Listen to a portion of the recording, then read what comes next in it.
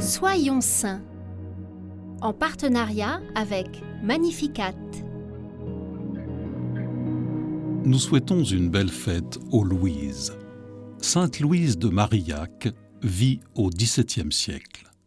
Elle souhaite entrer au couvent, mais y est refusée en raison de sa santé fragile. Elle doit finalement épouser Antoine Legras et devient maman d'un petit Michel. Louise s'épanouit comme épouse heureuse, mais 9 ans après, son mari tombe malade et devient franchement désagréable.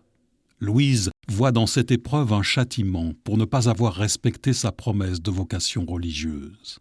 Elle souffre de dépression jusqu'au jour où elle vit une effusion de l'Esprit Saint qui lui retire ses doutes.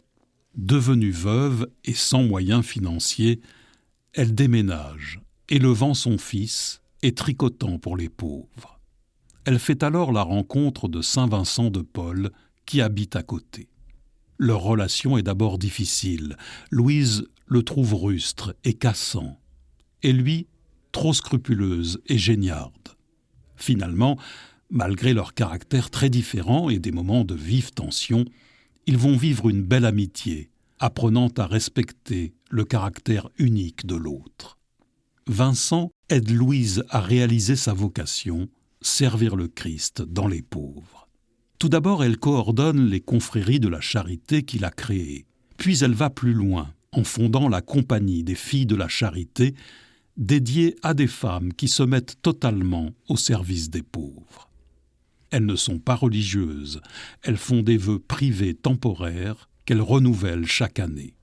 Cela leur permet d'être non cloîtrées et d'avoir, pour monastère, les maisons des malades et comme cloître, les rues de la ville.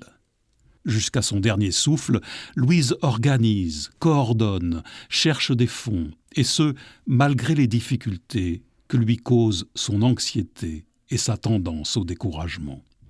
Louise s'applique à faire aimer la Vierge Marie pour qui elle a une tendre dévotion.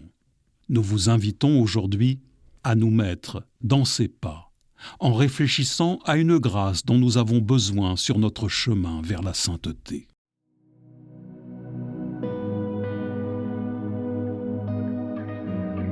Nous pouvons confier notre demande par sa prière préférée.